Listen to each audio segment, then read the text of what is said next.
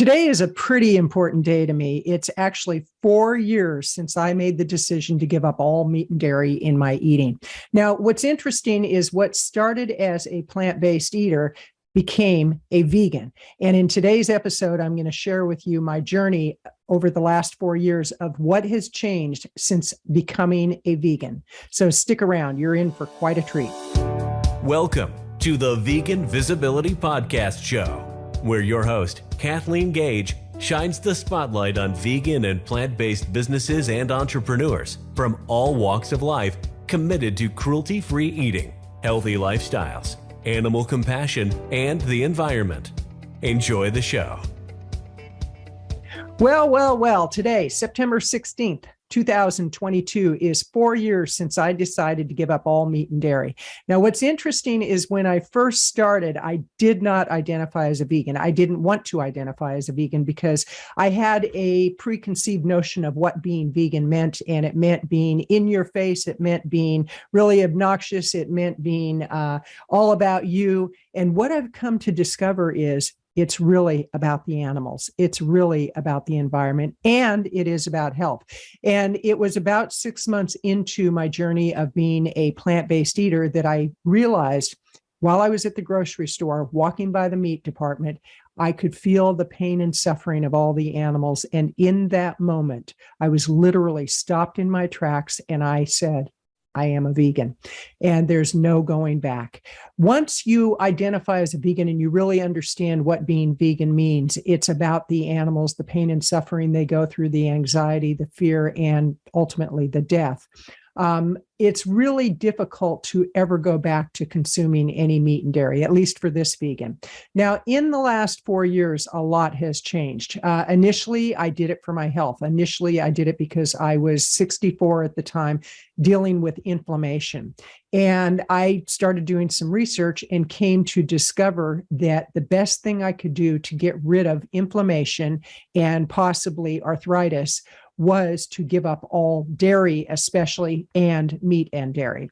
And so I started with that in mind, and I had actually gained some weight. I had given up on diets because I had been a yo-yo dieter all my life, and I thought, I'm not doing a diet. I'm just going to do this for inflammation. What was most interesting is that within the first week, not only did the inflammation disappear completely within a couple of days, within the first week, I had more energy, I had more focus, I wasn't feeling stressed, I was sleeping better, and I dropped about 5 pounds. So I thought, okay, I'll give it another 7 days because I was testing it for 7 days. That was going to be it.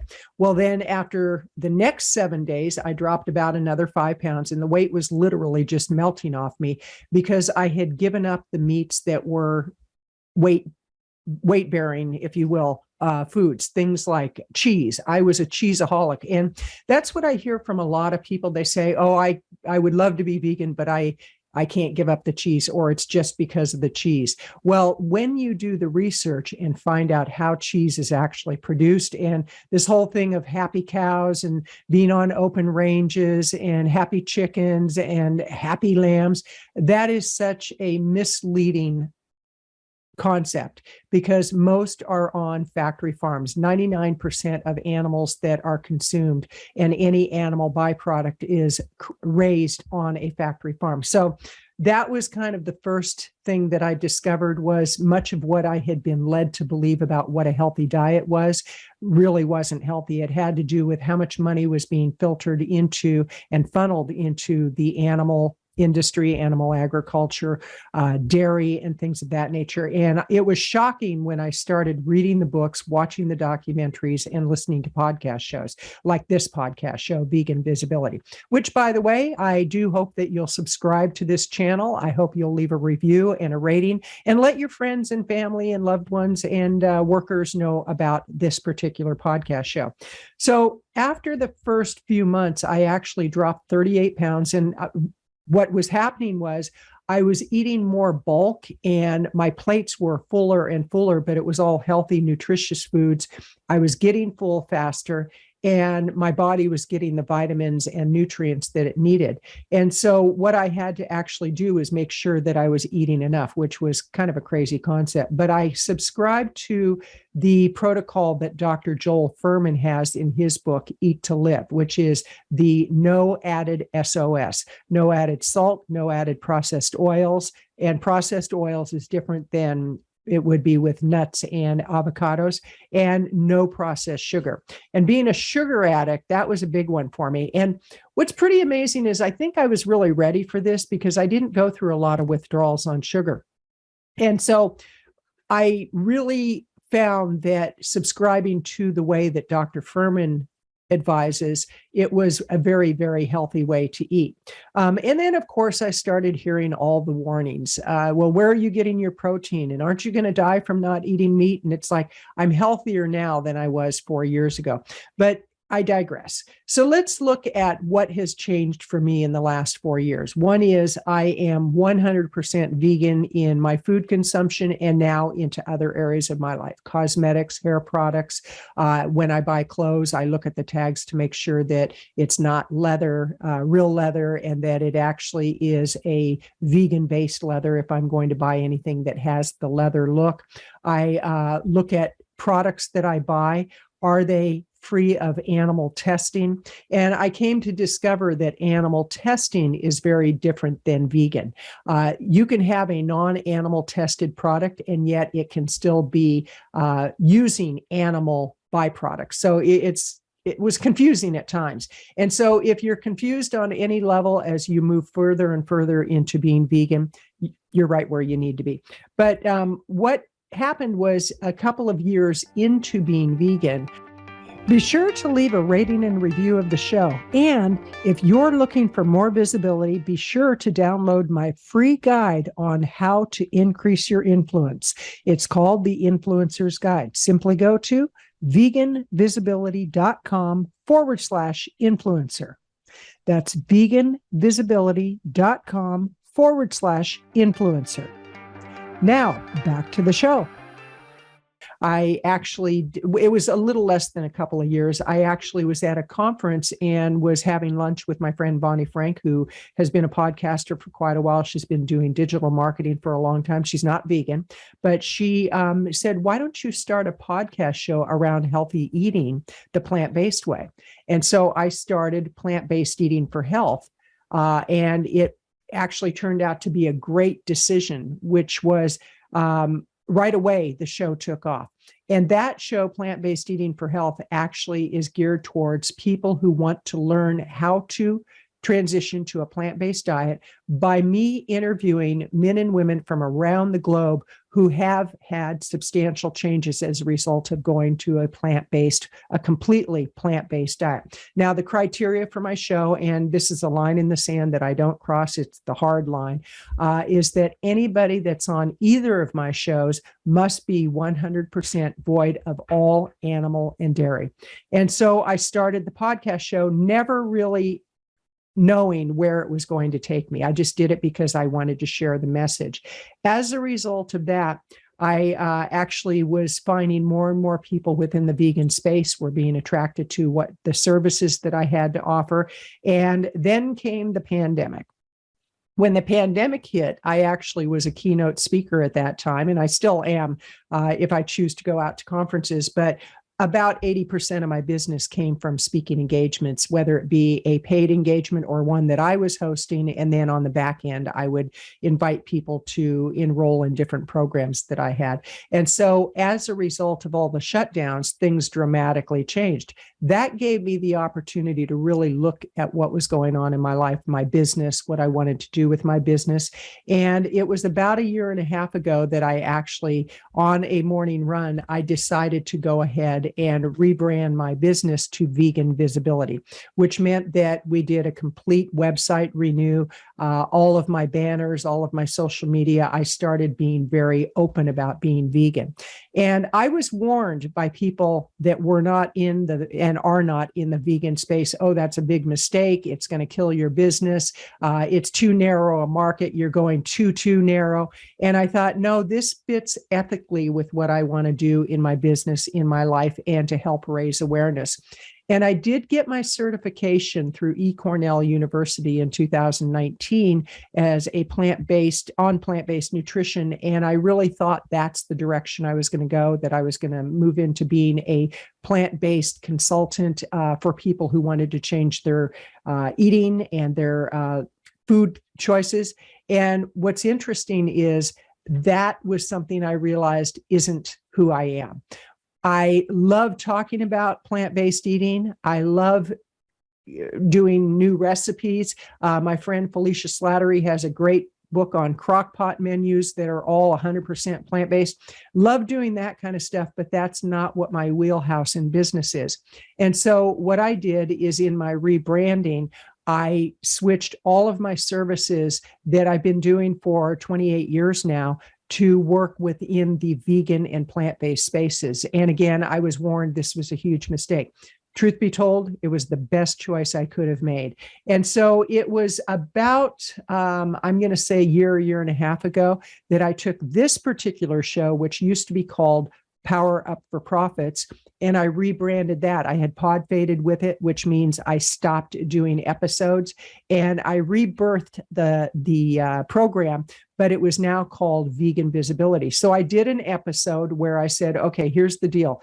All the previous episodes, they're not focused on the vegan and plant-based markets. Moving forward, they will be.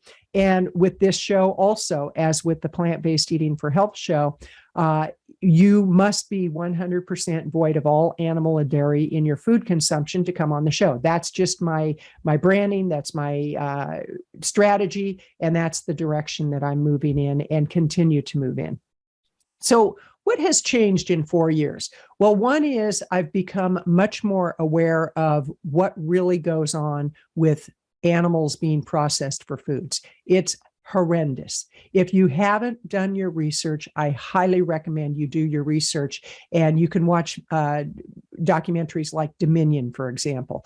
Game Changers would be another one. What the Health would be another one, to find out really how is the food processed, how unhealthy is it, and that you're actually healthier if you give up meat and dairy, but you make sure that you're getting all the nutrients through a very well-balanced diet. The closer to whole that you eat, the better. I also discovered that you can be vegan and be very unhealthy by eating a lot of processed foods.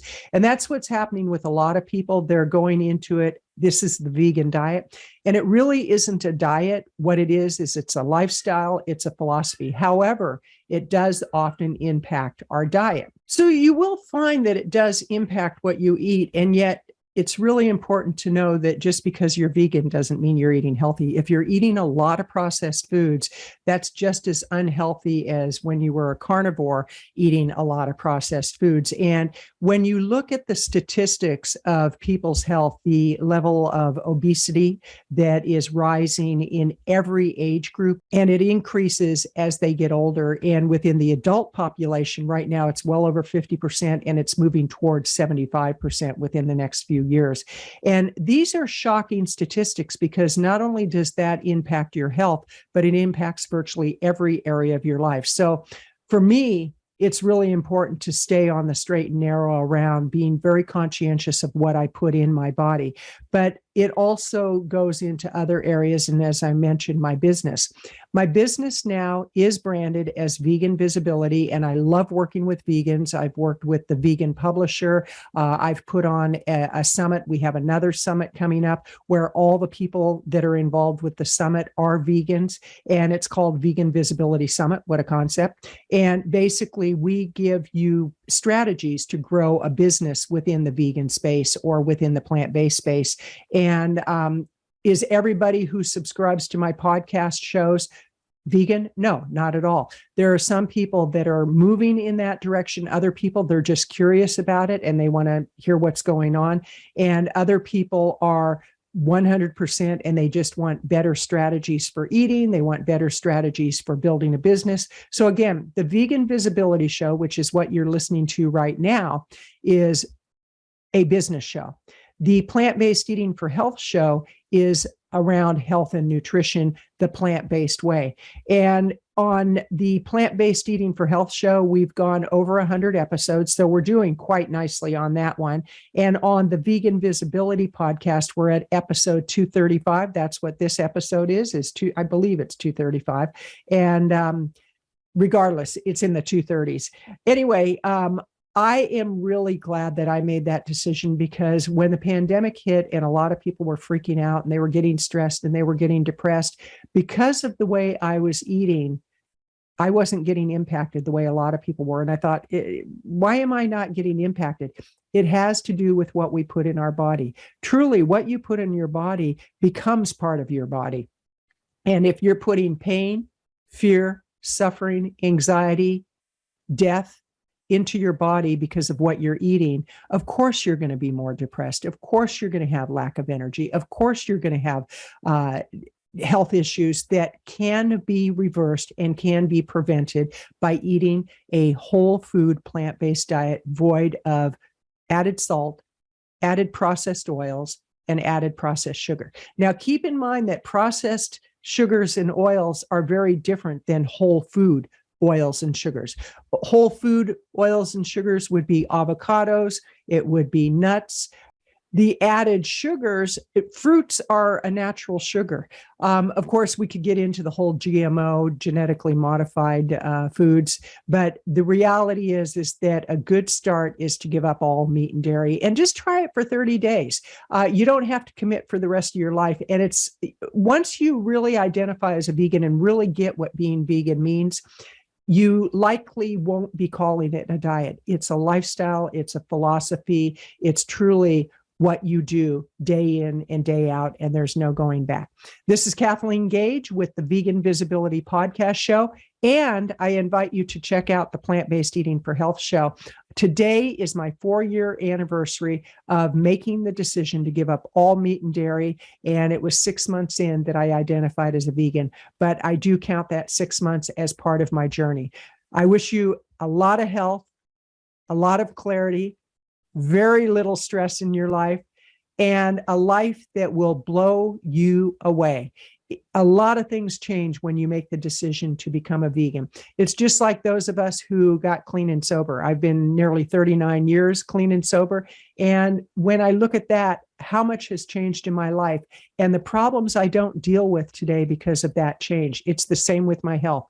I don't deal with a lot of what other people at the age of 68 deal with in my health, because I eat clean, I eat healthy, I exercise, I move, I drink plenty of water, and I have a very conscious way of living that I didn't have before I went vegan. So I invite you, check it out. It's a good way to live. Have a great day.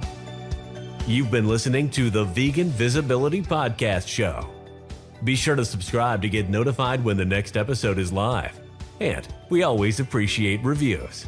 Join us next time for more inspiration, education, and motivation to build your business one cruelty-free and healthy person at a time.